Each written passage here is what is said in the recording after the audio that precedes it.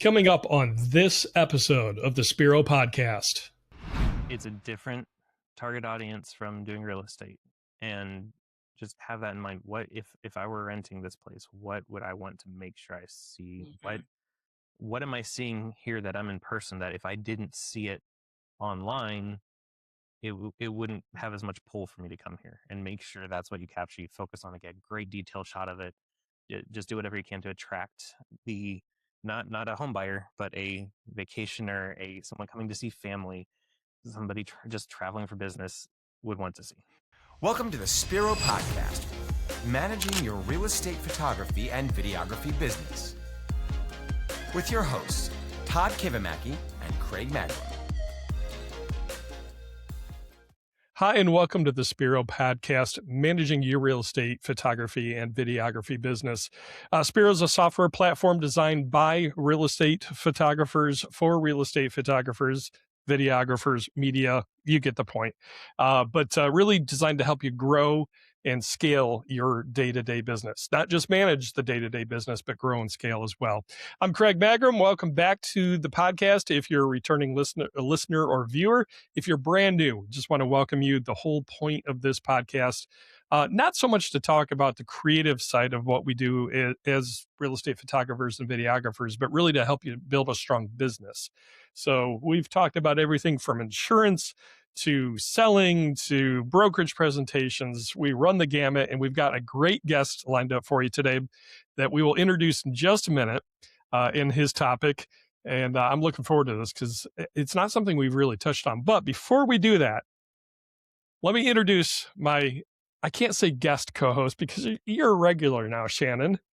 Shannon Landers from Spiro. Welcome to the podcast. Thank you. It's so fun to co-host with you today. I'm excited. It's been a little bit. It has. Yes, we've been very busy. We had all the Vegas events, and then we had Sync, and then all of a sudden it's March. So right. And actually, by the time this airs, probably April. Yes, exactly. It's crazy. The time is flying. Yes, and I'll be another year older. So that's another fun fact that happens in April. Is your birthday in April too? It is. Yeah, we got a lot of Aries around us. I'm the 10th. Okay, 21st of April. Yeah. So, Gavin's the 22nd. So, yeah, we got a bunch of Aprils. April's the best. Nick is April. Bunch of Aries people. We love it. Although you're a Taurus. I'm a Taurus. Yeah. It's a tough one this year, Shannon. It's a big one. I'm a couple behind you, but yes, right. I feel ya. Yeah. I'm choking on this one a little bit. No, listen, Craig, we only get smarter and wiser with age, dear. We're like fine wine, honey. We just keep getting better, okay? I'll take that. Well, anyway, Shannon Landers obviously with me, and we're going to do a two-part episode. But before we get into the subject that you want to cover, that we definitely need to hear about, Spiro Updates. What's going on with Spiro, Shannon? Yeah, we did have a release this week, and that release, it was a lot of back-end stuff that we were working on. So it didn't maybe totally feel like a lot that came to our clients, but really a lot of cool engineering work behind the scenes. We did update Merge Fleet. So if you're a Merge Fleet user, that experience should be a lot smoother, a lot easier. And we're going to have more features even to come as well. But one of the features you can do now is you can actually set up a second Merge Fleet task, though, to do a vertical video. Or to do maybe a video output without audio. Maybe you have an agent that wants to do their own narration or something. You just want the video cut without audio. So there's some nice features coming. We're going to push Merge Fleet more in the future of what it can do to kind of just be that easy cinematic button for you. But there was a lot of behind the scenes. One of my favorite things we added, and it's so simple, but it makes my life so easy when we're helping build clients' accounts, is we added photographer pay to a question. So now if you have a question on one of your services, maybe it's a video product and it's the AI stuff. We're getting a lot of that right now. And you can actually ask those questions like, do you want this edit? Do you want this edit? You're going to be able to put the charge in to get it from the client and then say, hey, my photographer gets this. for pay. So anybody really using photography for pay in the system is really going to love that little feature. I've been begging for it for about 6-7 months, so I was very excited to get that little feature. But there's a lot going on. We have a big slate of things for later in the year, so we really wanted to do a little bit of quality of life updates in this last one. So like I said, a lot more behind the scenes, making things work, function better, as we want to make sure everybody has a system that works well. Right. And if there's a feature you're looking for or an idea that you have, Shannon, what's the best way somebody can get a hold of Spiro to make those suggestions for additional features? Absolutely. The easiest way is if you're logged into the system, up in the right-hand corner, there's a little button that says feature base. And that is essentially, that'll get you right to the list of things where people have suggested. But, if you want to, you're always welcome to email us at hello@spiro.media and just say, hey, I was thinking this could be good. And we have a nice long list from our clients, which is great because this is I think it's what makes Spiro the best, is that we really listen to our clients and we really try to help make the system work for each and every one, as we all work differently as businesses. Sure. Good stuff. Well, yeah. Thank you for the update. So yeah, not as good as Todd, so I apologize. I'm not at Todd level there, but it's hard. It's hard for my 5'2" self to reach 6'7". So there is a height difference there. That's epic. Yeah, very. I even feel it when I stand next to his wife. I'm like, dang, I am just so short. She's tall too, just as tall too. Yeah. All right. Well, good stuff. All right. So obviously we have our guests we're going to introduce in a little bit, but before we do that, we've been eagerly awaiting data from first quarter on the real estate market here in the U.S. primarily, but then also taking a look at what can we kind of expect for second quarter. So can you just kind of give us a high level look at both those, the review for first and outlook for second quarter? Absolutely. We all kind of know how 2025 ended now, right? Really was the third year of just kind of flat, growth. We've been 4.1 million houses sold in 25, 24, and 23. So, wow. But the cool thing about that is it's stabilization in that number. So, and inventory has been growing. It is 8 months in a row now that we've actually grown inventory. And to be honest, from an agent, getting into that kind of market where you can actually help a buyer, they can maybe be contingent. And the normal things of real estate, I like to say, my air quotes here if you're not watching me, that this normalization of the market is great. The problem is we have a lot of real estate agents that haven't lived pre-pandemic or I'll even say like 2013, 2014, when you had 90 days on market and all those things are normal. So all that is relative. And so 25, like I said, just kind of ended pretty flat. Mm-hmm. And then they're kind of projecting this year some interesting things. So we feel rates will continue to come down, maybe 2 or 3 rate drops, but we're probably not going to see that till June, right? We got to get the new Fed director in and all that stuff. And so they're really feeling like we're not going to see anything move there. Now, there's many people getting a mortgage under 6%. There's fixed 15 years that are, I've seen 5.25. Somebody get a 5.25 on a 15-year. So you get interest rates kind of below that 6. They start with a 5. And people feel pretty good about maybe making a move and making that happen. So the real story of the year too is that we had such terrible weather in January and February. No joke. Really impacting the numbers. So the seasonal adjustment right now, because what they do is they take the data in the month and they seasonally annualize that to see, okay, we're going to sell 4.1 million houses this year, right? Mm-hmm. So right now that seasonal number from just January, February numbers, because we don't have all of March's, is like 4.1 again. Okay. But when we talk to, or I listen to some of the way smarter people than me, like Gary Keller and NAR and the economists and all that, they really actually predict the second half of this year to really upswing. And so 4.3 million house sales is kind of the projected right now. See how that kind of continues to go. March will be another good indicator, although we just had early this week another big batch of terrible weather up north and south with the thunderstorms. So, I mean, nobody's flying drones in this weather, right? Like that's the problem.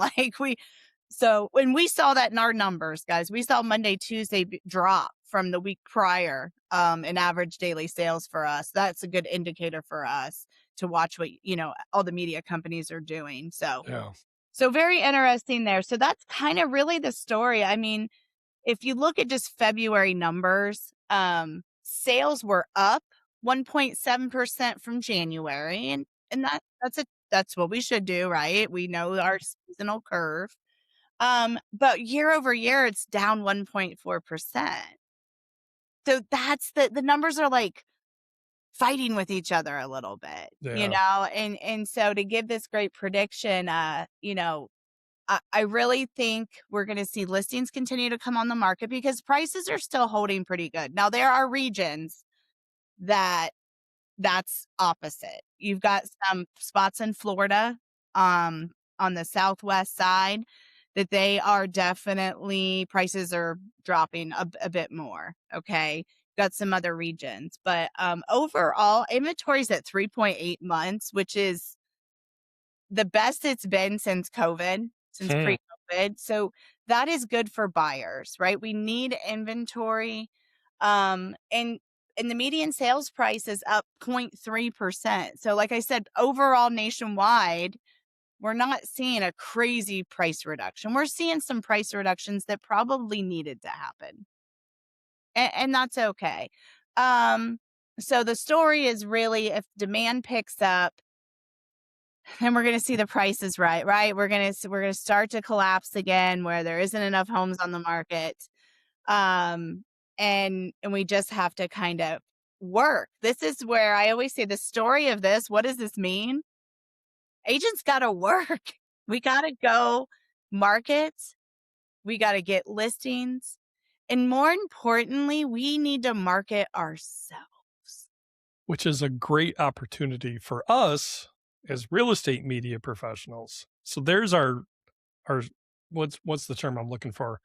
Our selling proposition. Yes, our little nugget. Yeah, I have a little note that literally says, what does all this mean to the real estate media company? Right? Like, what do all these numbers really mean? And I really think, and I've been saying this for over a year, and can be difficult, but the branding and the content of an agent, if a media company can make that easy, right? Imagine you have a little studio, you can pop them in, they can record their thing, and you slice 10 pieces of content for them off that to help that agent market. Agents hate to lead generate, right? We all hate to lead generate. Let's talk about me. Who wants to pick up and lead generate? Let me cold call people every morning. Unless you're Emos down in Charlotte, like that's not like you wake up every day and I'm like, ah. So if they can lead generate through content, it's a nice warm way, and they like that. Now, sometimes getting them on camera is difficult. I get that. Yeah. But if they're going to stay in business, this is what they're going to have to do.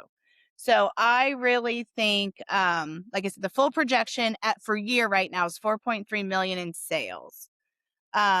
So we'll kind of see how that goes. The overall projection of interest rate at the moment is 5.9. Okay. So a little bit of a drop. Yeah, we'll kind of see there. Here's the real interesting thing. I've given these stats before. So right now, 48.5% of mortgages have a 4% or higher rate. So that's good. But that opposite number of that still has below. You still have more than 50% that have below. Okay. Now, something I find really, really interesting though, guys, hold on, let me make sure I got the right stat. I think it's 16% of the sales, no, 31% of the sales last year were cash. Are you serious? I'm serious. Wow. So there's money out there is what I'm saying to make things move. And as long as we have that and the interest rates stay and trend down, I think that demand comes up. So getting listings is more important than ever in marketing those listings, because even with all this, days on market are trending up in a great way. It's not a bad thing. It's great for media companies. It's great for agents. It's great for the transaction. All good data. Make some notes on everything Shannon just shared, and the value of being able to share that with your realtor clients or prospects that you're trying to earn their business. They're going to see you as more than just a photographer. They're going to see you as a partner in the business when you have this kind of knowledge and at this level of discussion that you can have with them. That's huge. Shannon, thank you. No problem. And I learned a very interesting thing. We're going to do, everybody, just so you guys know, we'll do a more detailed quarter report in April when we have all the data for first quarter. Mhm. But I started doing research on the UK market because I want to know more and I want to help our clients more. And do you know they don't do 30-year mortgages? No? No, they do 2 to 5-year fixed mortgages. And then they go to a variable rate or they refi back into a fixed mortgage. How long is the term for the second part then? 2 to 5 years. So every 2 to 5 years they're redoing Every 2 it? to 5 years they're refiing. Wow, Isn't that wild? that is. I mean, very interesting. So I could do a Yeah. whole episode on that, I feel. I mean, it just, We know people in the UK. we do. We need I to can get think- them on. Yeah, We'll work on that. We'll work I on agree. that. I agree. Okay. Awesome. All right. Anything else? I think we'll have a good, I can't wait to see all of March's numbers. That I think we'll get a good indicator. But I agree with the sentiment of this last half of the year. It's interesting. We've seen April, May, June market a lot the last couple of years. We could just see a May, June, July market. It just might shift a month. That might be something. I guess don't panic is what I'm saying. If March and April didn't seem as high as you wanted, don't panic. I'm glad to hear that because my first week in March was slow. The weather. Anyway. All right. Well, thank you very much.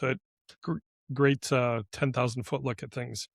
All right. So speaking of guests, not from the UK, from the good old USA here, North Carolina, correct, JD? South Carolina. Yeah, I always mix that up. Sorry. I'm not far from North Carolina. Right. Okay. It's very close. You might recognize the face or the voice, JD Surrett. I got it. We were talking off air about the proper way to pronounce his last name, and I screwed it up the first time. So anyway, from Tailwind Media Group in South Carolina. JD, welcome to the podcast. Thanks for having me. Absolutely. Enjoyed seeing you guys up at Sync in January, and Craig talked a bit about getting on the podcast at some point. So I've been looking forward to this since. Yeah, well, it's we love featuring other owners and hearing advice and wisdom and experience from different parts of the country, different ways of approaching this business. And you had a really interesting topic that I thought was good because I've seen it discussed in some of the Facebook groups and things like that. But having shot a couple of these different types of, I can't say listings, but different types of properties, it's a very different. It's similar, but it's a very different business and way to approach the business. And that is the difference between shooting regular real estate listings, retail listings, and Airbnbs. We see this debate. I see this debated all the time, JD. And you had some really good thoughts on it that I thought would be really beneficial to our viewers and listeners. And so thank you for taking some time to share with us your thoughts on Airbnbs versus real estate listings. The primary question being, obviously the creative side of how we shoot Airbnbs versus regular real estate listings is going to be different in the, say the amenities, a lot more detail shots than we're probably doing at the real estate level. And so we could have a whole discussion on just the creative side. But seeing as we try to keep the podcast focused on more the business side, yeah, I'd love your insight on how do you approach this differently from a business standpoint between the two.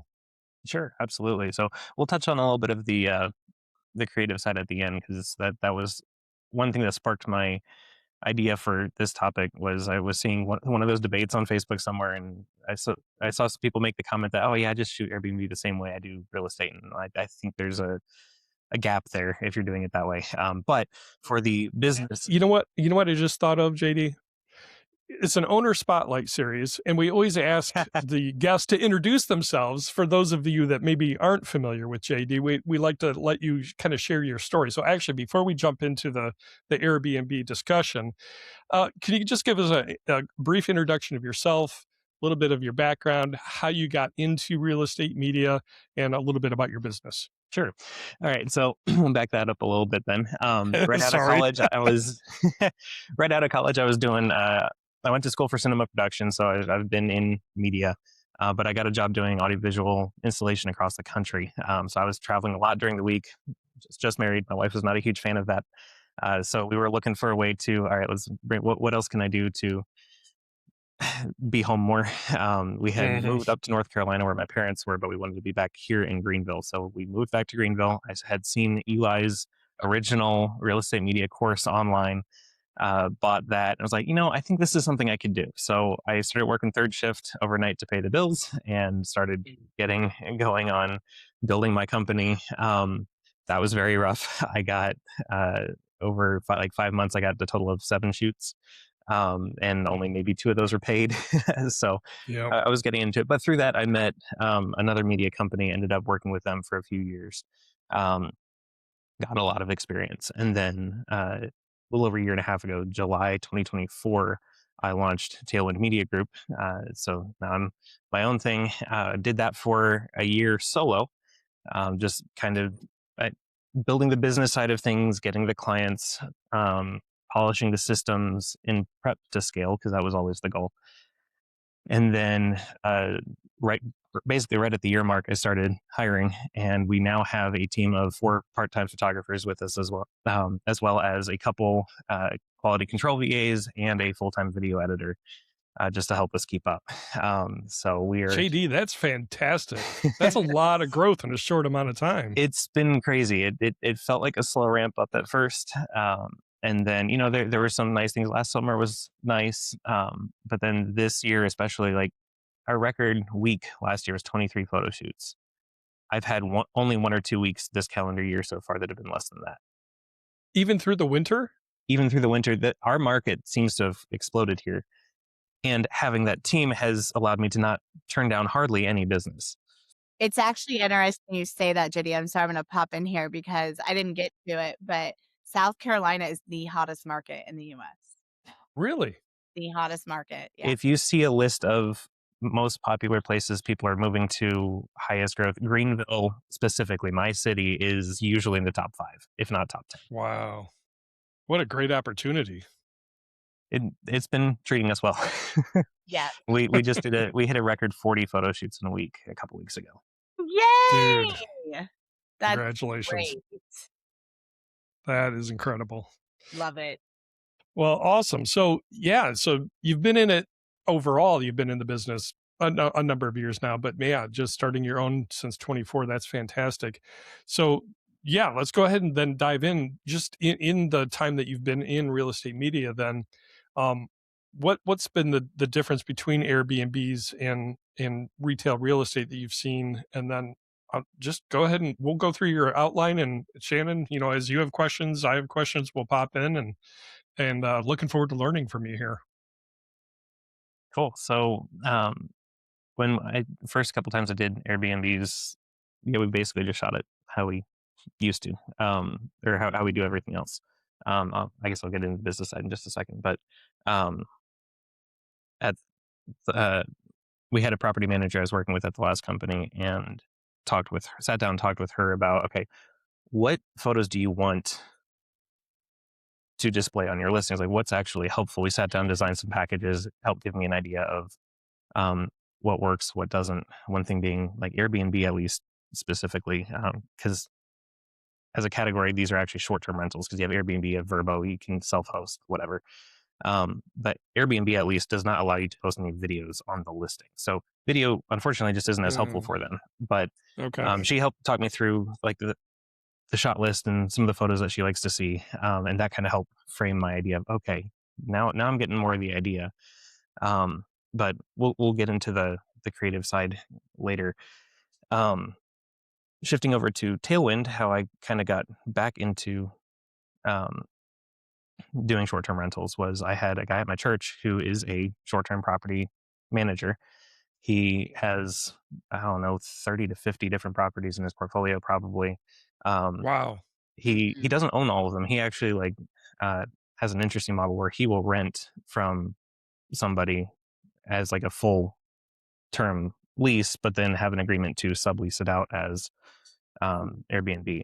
So it kind of works for both of them. So he's got a pretty sizable portfolio. But he approached me one day and asked if I could show him how to take real estate photos. He's like, here's what I do. I need to update the photos on my listings and stuff. I was like, all right, I don't really do it, but you know what? Like, I know you. We go to church together. You sure, just book a package. Well, I'll show up, and while you can just shadow me, I'll talk you through everything I'm doing while I'm doing it. So after that shoot, because I basically nonstop talking the whole time, like, all right, here's how I do this, here's how I do this, and this. And at the end of it, he was like, all right, so my camera's still in the shop. But because he had some issue with it. He's like, so I might have another couple for you coming up. I'll have you do.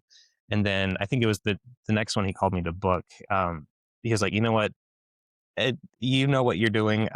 It's not worth my time to do it. I'm just going to send you all of our portfolio. So that's been awesome. Here was my first thought. There's some people probably listening or watching that thinking, why would you train a potential customer how to do it themselves? And there's that initial fear response, right? Of I'm losing out on an opportunity. But I loved how you said, I talked nonstop through everything I was doing. And you show them everything that goes into doing this the right professional way. And all of a sudden they start, their mind starts going and doing the numbers and the math. And what's my best use of time? Do I really want to do this by myself? Right. Genius, JD. Genius. And if somebody decides, hey, yeah, sure, I can do that myself and I want to do it, great. They're probably not going to end up with that as good of a product. And they might not have been the best client anyway, but somebody who is more business minded, like you were mentioning, and sees that as not the best use of their time, that is my ideal client. So it worked out perfectly.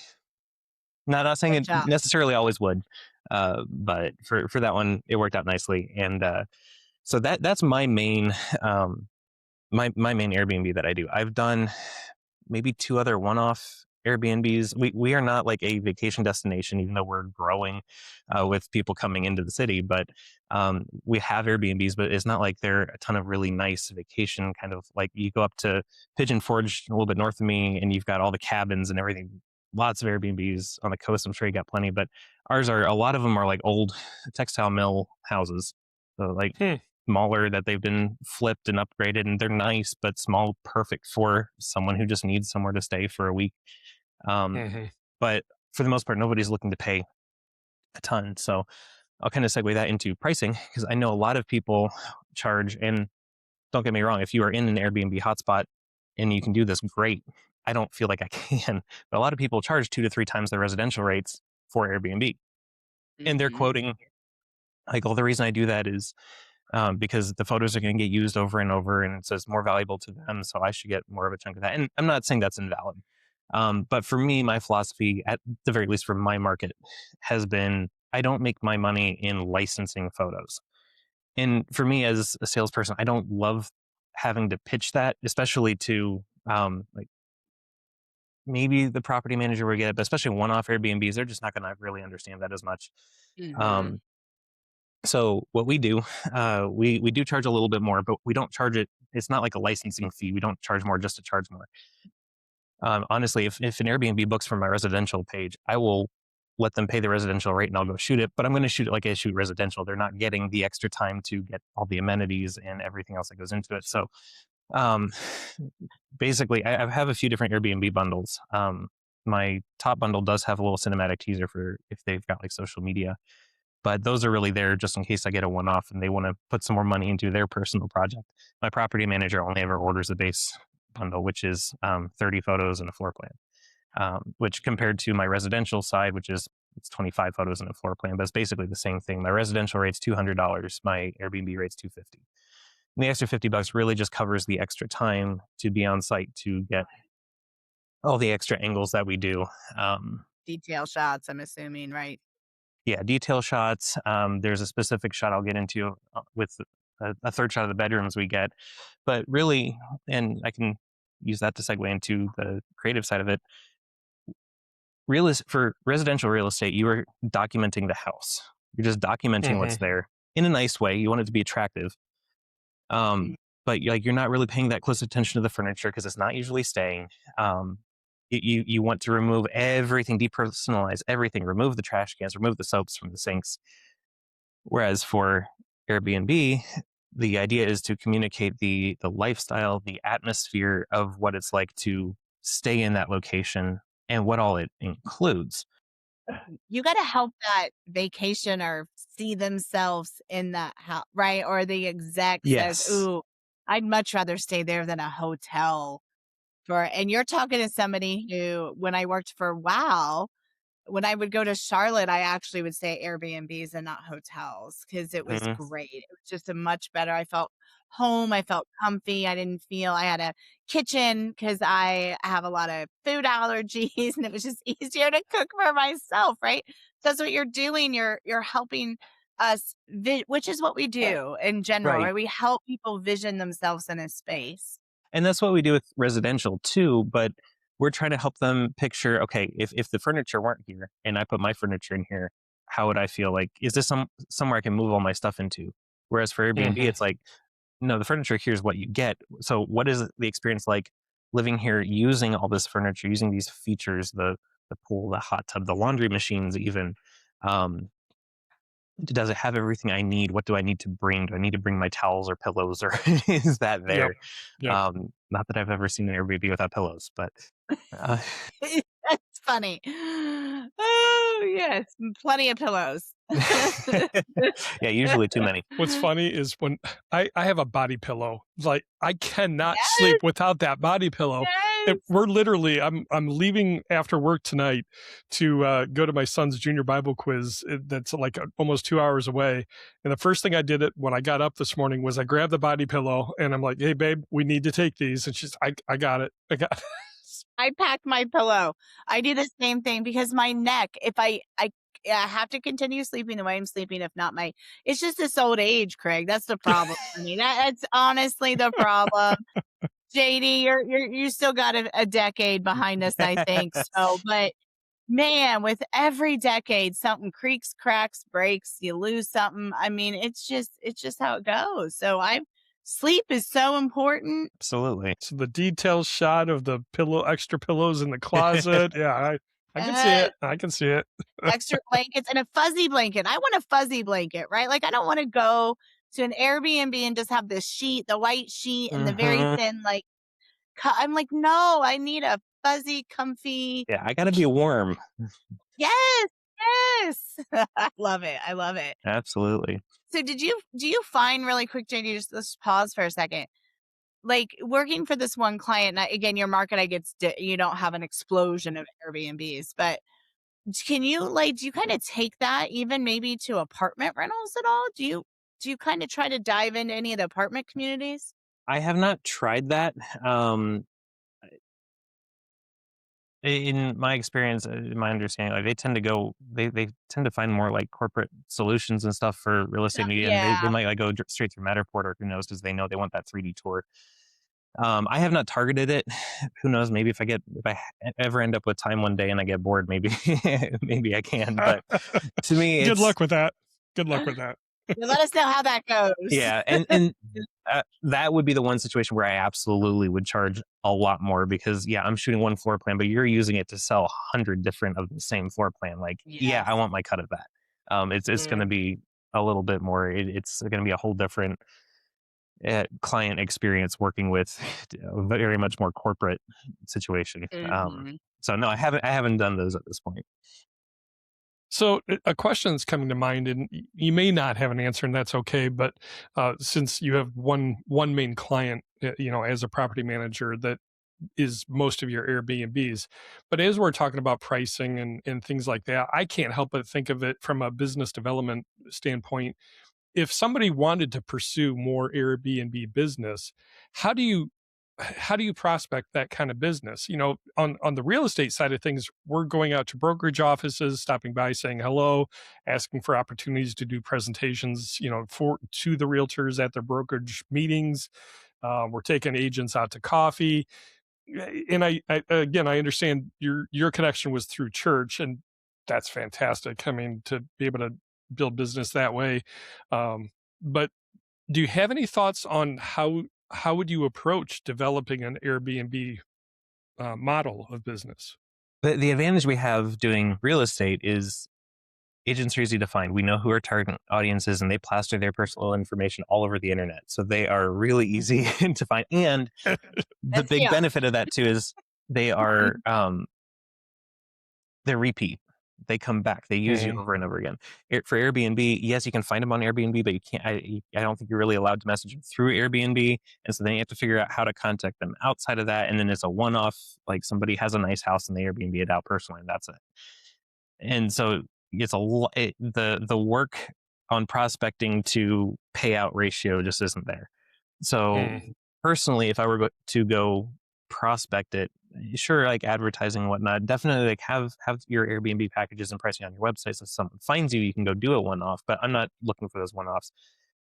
If I were to go prospect, and like you said, I my contacts through church, but at some point I might go try to get some others too. I do love Airbnb shoots because they're completely ready. You can go anytime during the day. It's just so easy. Nobody's there hovering over your shoulder. Exactly. I can send pretty much any of my photographers, even if they're fresh out of training. They're really great to train at when you're training. Oh, they're perfect for training, right? Absolutely. They're fully staged, so you get the furniture you can work around and show all of that. So, and this is just coming from my agent side of my brain. We get resources that we can pull list of non-occupied owner houses and condos. So if you have a great relationship with an agent who has some of these resources, you might ask them to see if they can pull you a list in a certain area of some non-occupied owner homes, and those potentially could be, then you could kind of look them by address. Well, and you probably use AI now and see if there's a link to a rental out there, right? Like get that list, throw it in AI and ask it, is there any links available to rent these places? And then you could kind of actually narrow down and get the owner name. You might not always get a phone number. Sometimes you got to pay a lot more money to get those, but you at least get a name and address of potentially where the owner is to send them mail, or you can at least look up taxes then and see if you can kind of find an address, right? So there is some ways to get that data, JD, if you just want to kind of connect with an agent. I used to have a resource that we used at KW where I could pull that list. I could pull a non-occupied owners list, and I could map out the area I wanted it in. Talk to your agent, so you never know what information they have access to. Exactly. Interesting. So okay, I'll have to keep that in mind. But yeah, what I would do, because you're still talking like one-off shoots there. But if you can manage to find those property management companies, like you can probably Google it, look for your local Airbnb host Facebook groups, see if there's any. That might be a lot of one-off ones, but that would be one place you can advertise if the group lets you and get some one-off ones. But a lot of times some of those people know all the other big players, right, Jake? Right. Sometimes you ask the question. Yep. Like I honestly think those are the type of clients that you should absolutely say, hey, I love serving you. Do you have any other friends that do this that I could serve well? Yes. Also, for that matter, I'm part of a young professionals network Facebook page in my local area. There's always, about once a month, there's an agent that pops on there asking for a real estate photographer. There's always 20 names on there before I see it, but that can be somewhere else. You can hop on and say and ask, like, hey, does anybody know any like short-term property management companies, get some names there, and then you can go directly to those. And that becomes more like a real estate kind of pitch and client, because they're repeat, they have a lot more, and there's one person that you can go to get access to many. Yeah. Yeah. It's interesting to think through this as a secondary market when our industry is getting more and more competitive, right? In what we do as real estate photographers. So if you're in a larger market, there's probably a good number of other real estate media companies. But yeah, if you could find a secondary niche to continue to grow your business and have some fun doing it. Because I think Airbnb shoots are a little bit even more fun because of those detail shots. So we get a little bit more of that creative outlet. Mm-hmm. Yeah. Anyway, I'm just kind of thinking through that. Okay, so I kind of put you on a tangent there, JD. So let's get back to your outline. Just more thoughts and observations that. I think your tangent came at the right time, because I was hitting kind of the end of the business side of things, and you kept it going on there. So that was perfect. So now I'll jump into kind of the more creative side and why and how we don't. Well, I guess I got the why, but how we don't shoot the same way we do residential. So when I get to an Airbnb, the first thing we all should do is house prep, getting everything ready, looking good before you start shooting photos. That process is a bit different. I still make sure lights are on, fans are off, toilet lids are closed, blinds are adjusted, but I'm not moving the kitchen trash can. I'm not moving the soap and the soap's off the sinks. I'm not moving the towels off the foot of the bed that they usually have nicely staged there. The mint on the pillow. I'm not touching really anything, because you should go to school and like help them. You know how sometimes you'll show up at an Airbnb and the towels are arranged in like an animal shape or something? Like, wouldn't that be so fun if you learned how to do that? And like you could get like, sorry, random tangent again. I was about that. I've showed up to a couple of Airbnbs and like the towel was like a duck or something. I don't know. It was pretty cool. It looks awesome. I try not to walk too heavy to cause it to fall over, because I could not put it back. Yeah, I know. Like, I don't even know how they do this stuff. This is origami with towels. Like, right. I don't get it. Oh, I love that. So once everything's prepped, and that's so you're leaving it a lot there. Again, you're wanting to show what's there, what's available. So like I'm leaving the laundry detergent on the laundry room shelf, because hey, you want to know that detergent's there available for you to use.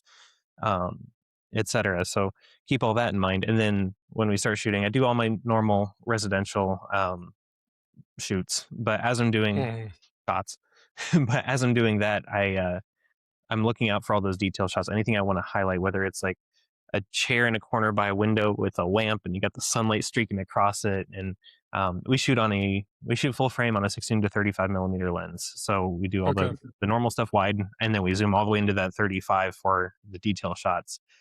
And that way you can when you back up and you zoom in to something.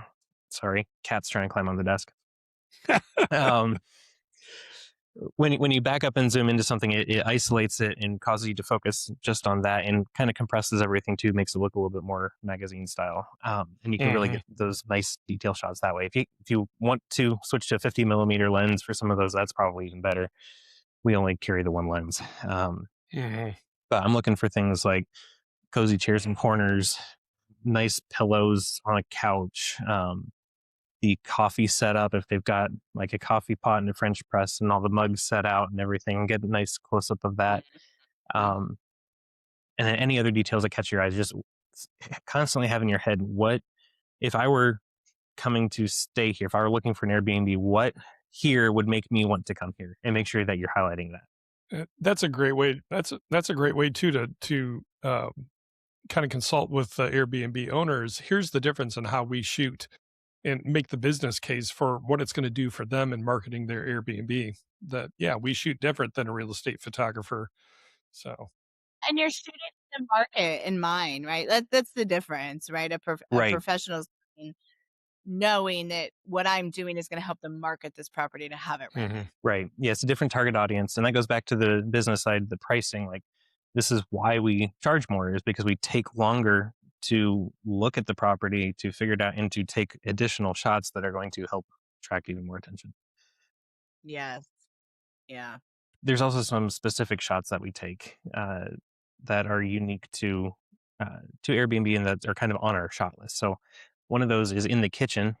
We like to frame up a nice single point straight on shot, usually, sometimes it's angled, but wherever gets you a good shot of as many cabinets as possible. And then you open up all those cabinets so that you can see the stack of plates, the row of cups, show that, hey, you don't have to bring all your silverware.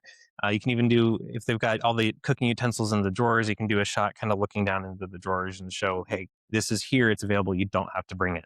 I love that. I appreciate that. As a serial spring break vacationer who goes to Florida, right, from Ohio, because that's what you have to do to get some vitamin D in your life in spring.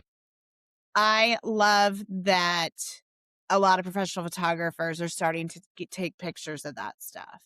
Again, I want to make sure I don't have to. Is there a Keurig there? Because I'm gonna need a Keurig, and if there is, I'm gonna take mine. So I need to know. And the list isn't always accurate, right, on the sites. Like, and I get it; they're rentals, so things get used. But I just need to know the basics, JD. So I love that you do that. I actually was gonna make a point to say, like, do you do that? So I love that you brought that up. Yeah, that's definitely one of the things that's on our shot list. Like, make sure you get it. Now, there are some times where you have one that might not be as stocked and maybe you skip it, or you only focus on one cabinet because sometimes you open them all up and most of the stuff's in one, and you don't want to highlight the empty cabinets, but you do want to show us that. And then one of the others is in the bedroom. So we still do our usual, like, one shot from the door looking in and then opposite corner looking back. So you get all the wide angles. You can see any connecting bathrooms. But then another one we get is at the foot of the bed, looking at the head of the bed. So you basically set up looking straight onto the bed, frame it so that there's no nightstands. It's a little bit past the bed. If there's nightstands, like, include those with the lamps. That usually looks really nice. It'll show any nice artwork above the bed. And then put your camera about the height of the top of the pillows. And then again, you want to back up as far as you can and zoom in. Sometimes that means you're backed up against the wall and your lens is still all the way wide because that's all the room you got. But when it's bigger, back up, zoom in, makes the shot look a little bit nicer. Zoom in to where you see that the nice pillows there, your nightstands with the lamps, artwork above, and it's kind of the nicest shot of a bedroom that you can have where you don't mind focusing on the furniture. We don't take that for real estate because it's focused on the furniture. As far as the house is concerned, it's just a white wall you're showing, probably. But for rentals, it gives that cozy feel of, I could see myself resting here. No, I think you're taking, one, you made a process and a system out of it, right? Which is the number one thing to do, right? If you're going to target on, Airbnbs, you want to make sure you have that process all written out on how you're doing that, then you're going to be able to take that and say, okay, do we take that to a different market? Or do I just keep taking this playbook and keep playing it with any Airbnb clients, right, I can get? So I really love all that. Plus I think sometimes it's an area that it does take time and it does take details. And sometimes there's some media companies that just don't even want to, they just like, I don't even want to do it, right? Like, I get it. I get that. So, but I love that you've taken an actionable item here and made it just a model that you use. And that's what you have to do too. If you're going to scale, if you're going to grow a team, especially, you have to systematize. You have to have very specific ways you're going to do things. Because if you don't, one of my first hires asks a lot of questions, and it's great. It was really good for me too, because she'd ask questions like, I don't know, it's just how I've done things. Or especially when videos, like, my gut just says that's the shot I need to get, and now I have to stop. Okay, why do I feel like that's the shot I need to get? Okay, now I think I can put it into words, I can explain it, and then they can take it and repeat it. If it's all just up here in your head, it's harder to communicate. It's harder for them to understand and repeat it. But if you can make it into a system and have very defined, and you put leeway in there where it needs to be, because every house is different, but you have those guidelines in place so that they have direction with what to do. And that way your entire company's media can look cohesive no matter who's going out. Yep. Consistency. Yeah. Good stuff. Our guest, JD Surrett from Tailwind Media Group, talking about the difference between Airbnb shoots and retail real estate shoots and the business approach to that. JD, I always like to kind of wrap things up by asking the guest, if you had one best piece of advice for that person that's listening to this right now or watching this when it comes to Airbnbs, how would you sum it up? What would be your one best piece of advice for that person? I think it's just keeping that mindset in mind while you're shooting, that it's a different target audience from doing real estate, and just have that in mind. What if I were renting this place, what would I want to make sure I see? What am I seeing here that I'm in person, that if I didn't see it online, it wouldn't have as much pull for me to come here? And make sure that's what you capture. You focus on, again, great detailed shot of it. Make sure it's in like some wide shots too. Just do whatever you can to attract the not a home buyer, but a vacationer, someone coming to see family, somebody just traveling for business would want to see. Absolutely. I think that's a great highlight. So, on that note, I want to share one more thing, Craig. And we've kind of been talking about, just the market, and then JD, kind of expanding his market by doing the Airbnbs, right? And what I love about that is it helps his consistent business too, because listings could get tight, right? Maybe they get tight, or that could change it. Again, you're in a great market, but anything can change. And that gives you another filler, right? That hopefully you can maintain, hey, I'm going to get 100 of these in a year, right? So that's that. I love it when media companies can start counting their units that they can count on, right? You get an agent and they average 100 listings a year, and they're going to use you for 90% of their listings, right? Then you've got that bucket of listings to count on, right? And I really like media companies to help forecast that way. Look at your target clients and what you got. So I love that. But let's think through this. So we know the data, right? We know it's going to kick up in June and beyond. We hear that's what they're saying. We need more inventory. Buyers are getting back in. Supply and demand is going to fight with each other again. And I said it earlier, agents must lead generate, right? They must lead generate. So these are my top 3 points, okay? Agents need content to get the listing, right? I said this earlier. They need content to get these listings. They also need content to educate buyers.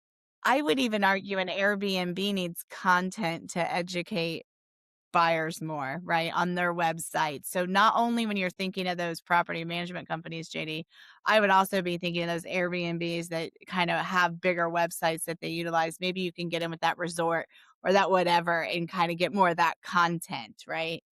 And then agents right now, I think the average unit projected this year for an agent, I think it's 6 units is what is projected. We still have too many agents out there, okay, that need to decide that part-time real estate isn't their thing, okay? So again, the agents that want to make money and stay in the business, they're gonna have to market themselves this year and continue to market themselves and figure out if it's a podcast, a Facebook, a YouTube content, whatever it is they're going to do. So imagine wrapping that all up into an easy button and getting it to those agents. And ask yourself this question. This is what I love. What agent could I help save this year? Ooh, I like that. Instead of just, let me go get that big one. What if you took the approach and looked at an agent that was only doing 6 or 7 deals and reached out to them to say, hey, do you plan to be in real estate for a long time? Let me help you. So who can you go save this year? Shannon, let me ask a question on that. How do you say that without offending them? Well, you got to ask a lot of questions and get into a conversation, right? Sure. Hey, I know, I'm going through and I'm contacting some agents. I saw on my report, it says you did 7 listings last year. Is that accurate? Sometimes there's off market things, right? So you might not know. They might help sell a lot of new construction, and that doesn't always go into the MLS. So never assume. So I always don't start off assuming, because they might be doing 6 or 7 units a year and they're happy with that. They're good, right? Mm-hmm. So you don't want to assume. And if you can get a good report, you can get one that has percentage decrease year over year for the agent. So, and again, don't call and say, hey, I see your business is down 50%. How's it going? Right? That's not the conversation, Craig.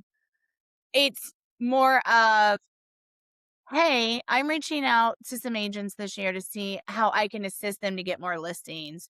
Are you working on trying to get more listings right now? 99% of the answer is going to be yes, right? Mhm. We ask questions that we know the answers to. Okay. And so, okay, great. Can we meet for a coffee? I'd love to get to know you more and get to know your goals and see how I could help impact that for you. Come from that contribution. Yep.